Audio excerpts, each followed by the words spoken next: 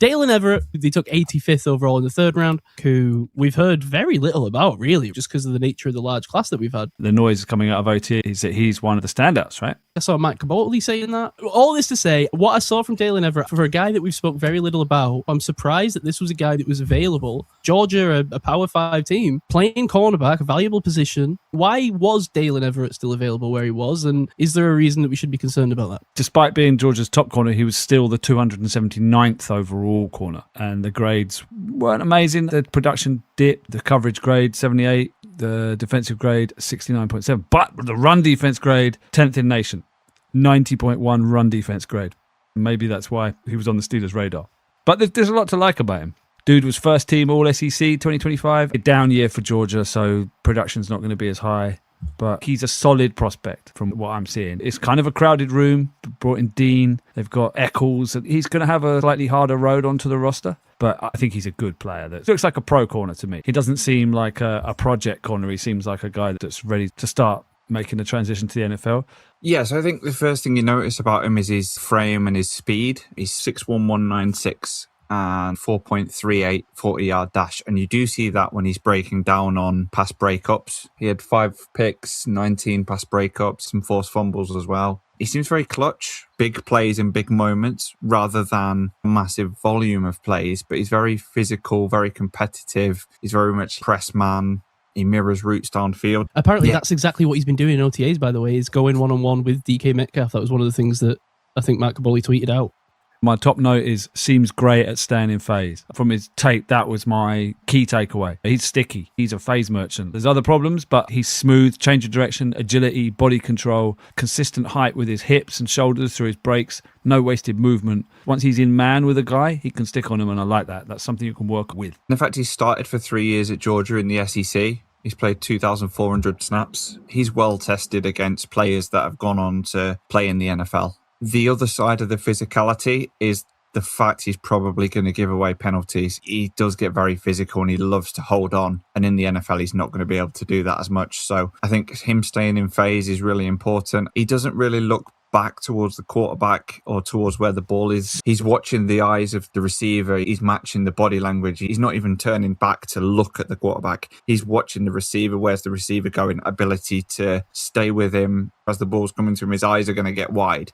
So he's going to know the ball's coming. And I think it's that ability combined with his pass breakups. I don't think he'll necessarily have as many interceptions, but I think he'll be a very good pass breakup player. I don't think he's necessarily brilliant at flipping his hips and sharp route changes. He could get beaten by quick separators, but I think the longer speed guys, I think he can match them really well. So I think there's a chance he could play on the outside. Because he played inside and out in college, but do you think he's strictly outside? He's got the physicality and the speed, the ability to do it. And he's done it in the SEC, especially if he's not going against the number one receiver. If he's going against the 2 or the 3, I can see no reason why this guy can't be left out there. Certainly more than some of the other corners we've had over the last few years. I think he's in the James Pierre mold.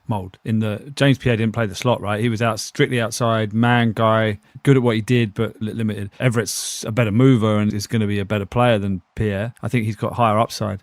But I think you're absolutely spot on. He plays the man, not the ball. Now, initially, I thought it's a problem. It's a problem that he doesn't get his head round till really late. But actually, the more I watched him, I started to think, hang on a minute, he doesn't need to get his head round. He seems to have a knack of getting very late eyes on the ball and still making a play.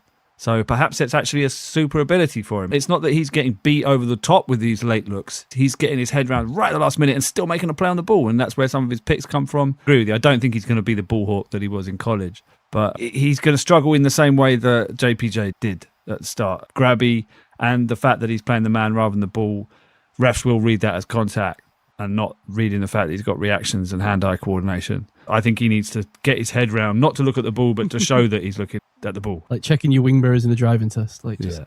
So after I watched him, Everett, I turned over to the scout reports and I got mixed reports on what they thought about his movement. Now, I thought I saw a very smooth, good, agile, body control, change of direction, but I saw some scout reports saying not good change of direction. He doesn't strike me as a particularly twitchy, agile mover. You can see the speed on the tape. I don't think he's quite got that twitch and movement ability, but it's not his game, even though he's a good run defender. Yeah, he's a good run defender, but he's also not got good arm length. His arm length, relatively short, like 66 percentile. It's not terrible. It's not undraftable level, but he's not got the JPJ massive spade hands with the long levers to really break up passes.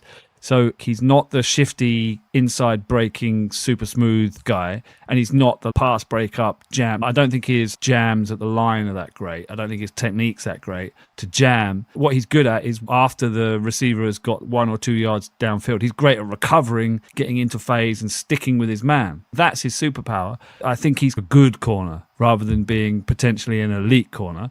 But that's fine. If he's your number 2 corner, that's absolutely fine. Something in his game is going to be a bit of a compromise. This guy's worst day of NFL football could have come against someone that's like a Deontay Johnson, that real slick route runner that's going to be able to make his feet look like they're set in lead, because I don't think that's his game.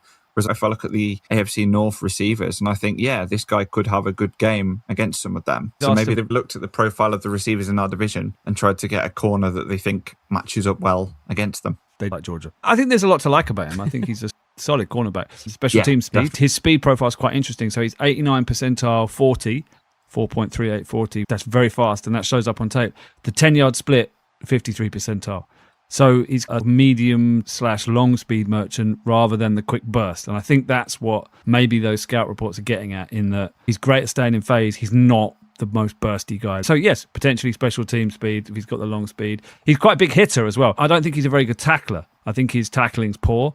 I also don't think he's a great blocker. You see him getting moved around by wide receivers, but he delivers big hits when tracking downhill, and he's very physical, right? And he's a good blitzer, quick feet, blows up his target, but definitely more of a hitter than a tackler. Very physical around the ball, especially at the catch point. Physical in the run game, setting the edge. That's what I was getting at with the run defense grade. So yes, I think he is a special teamer straight away. And then there's definitely things you can work with. But I think his tackling needs to be improved. That tackling, I think he either tackles too high or takes poor angles. He's definitely an effort guy. A little bit of time on that training field, a little bit of refinement, a little bit of, okay, maybe don't go in quite as hard and wrap up properly. And I think that will allow him to complete a higher percentage of tackles more successfully. I've got a concerning comp for you. So Everett's 6'1", this player was 6 foot. Everett's 196, this player was 193. Everett's got a 38 and 7/8 inch arms. This player had 31 and 3/8 inch arms. Everett's got a 4.38 40. This player had a 4.46 40. So it's not quite as quick, but this player was explosive jumps and agility testing, the verts. Everett's maybe a bit more speed, so they're slightly different. But do you know where I'm going? It was a cornerback taken in the first round by the Steelers. Perhaps he should have been taken in the third round by the Steelers. Yeah, it is, I'm afraid. Artie Burns. No. Yeah, that's the concerns here. He's a very similar body type and physical testing to Artie Burns, who is still in the league. It'd be fair to say, as we look at Daylen Everette right now, if he turned into exactly Artie Burns, we'd probably be disappointed. Yes. I was going to ask, do we know if he's played any gunner before? Because that spot is up for grabs, right? Because James Pierre was our gunner. Everett did play some special teams early on in his Georgia career. This is the kind of pick that the Steelers have not made in recent years, is it?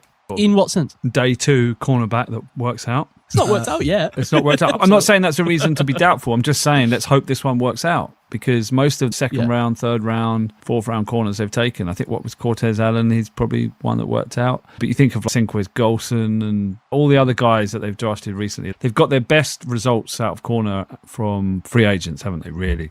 Joe Hayden, whatever you think of Patrick Peterson, but at least he was a functional quarterback. Since Ike Taylor, they've not really developed their own corners. JPJ is the first. So let's hope that this is the beginning of a new era of Steelers corners being drafted in day 2 and being good. I think what Mike McCarthy's tenure is trying to do in this first year in terms of the guys that they've picked, and I said this about Jerry Bernard, and that he was like the most mature guy there, described as mature and consistent behind the scenes. NFL Scout says he's a leader of the DB room, carries himself like a future coach. And how old is he? 22.